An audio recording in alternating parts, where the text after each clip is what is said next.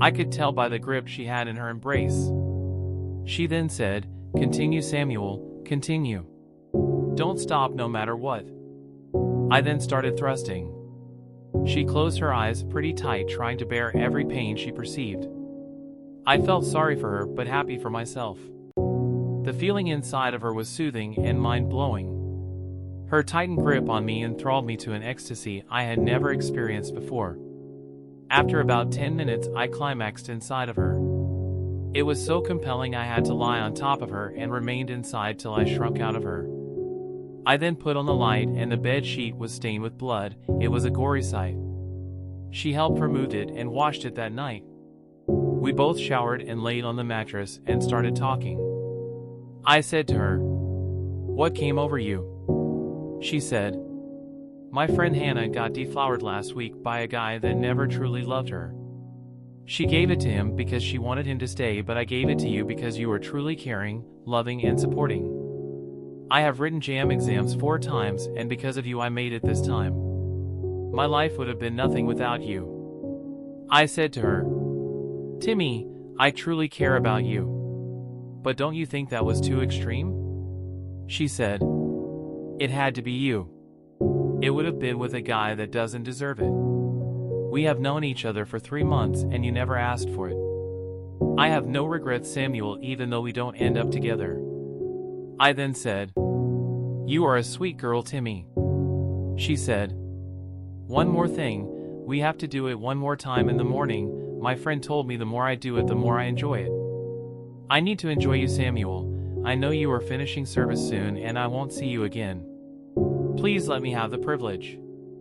I pondered for a while and I said, "Okay, Timmy, no problem." We had a long session of intimacy that morning, though she was in pain, but she bore it all because of me, because of her love, her commitment, her passion for me. I knew in my heart that if her circumstances was a bit better, I would vow to marry her against all odds. I loved her. I loved her and I became so fond of her. We became more carnal and grew in intimacy. Every day we engaged in lascivious delight, and Timmy began to enjoy the pleasurable ecstasy each time we entangled in the overwhelming act. After my service year had ended, I decided to stay back for a week so as to bid farewell to Timmy.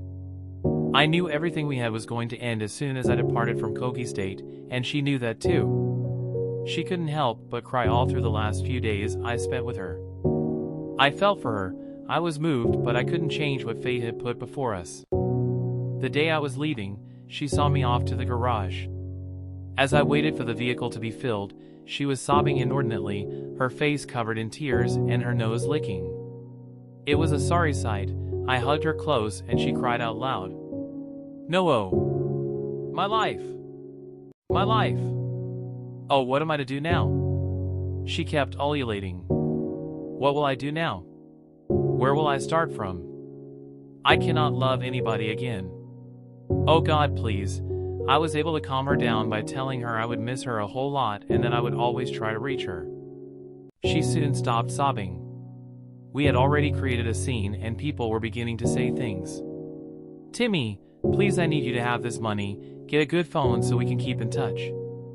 I said, but she burst out almost spontaneously, "Of what good will it be, Samuel? When I know I cannot have you for life," she wailed. I then importuned, "Please, Timmy, I just need to know how you are faring, to know if I can help you with anything, to hear your sweet voice again. Please, Timmy, it means a lot to me."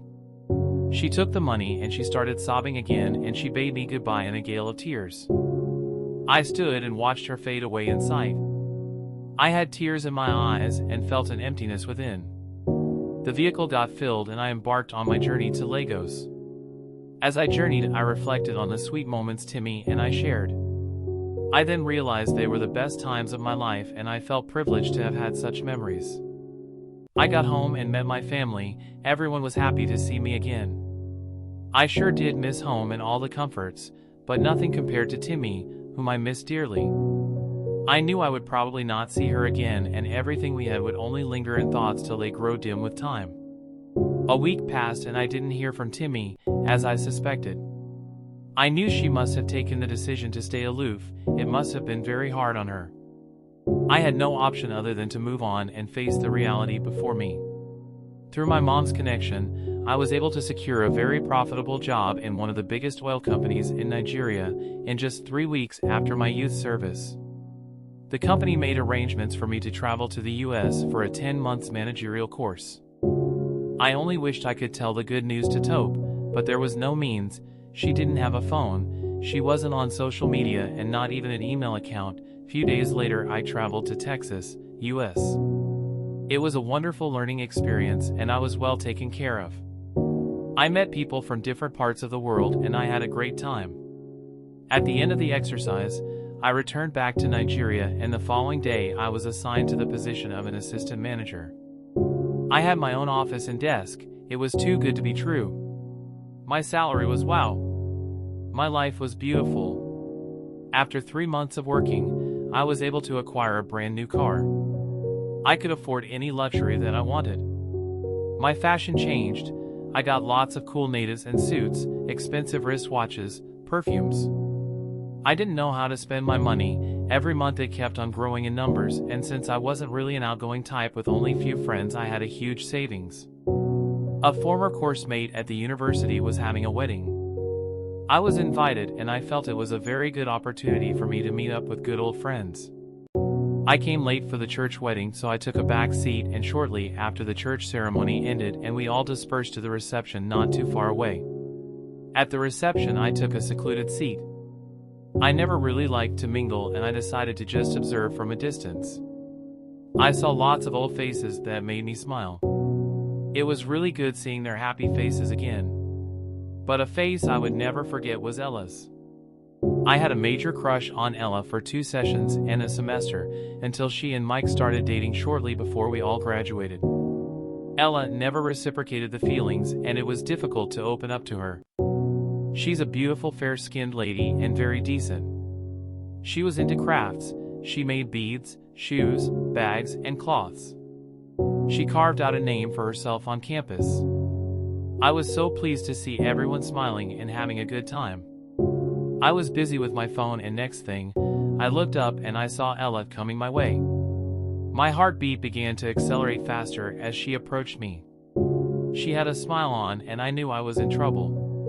She pulled out a seat on my table and sat down. "Look who we have here. Mr. Loner," she said with a sheen smile. "You haven't really changed, have you?" "Hi Ella, it's so good to see you," I complimented in awe. She was really dashing, and to think that I had always had a thing for her kept burning down the walls of my heart. Oh, Samuel, the guy I liked so much but never had the balls to walk up to me, she teased with a smirk. I was really startled by the gale of emotion she displayed. "Really?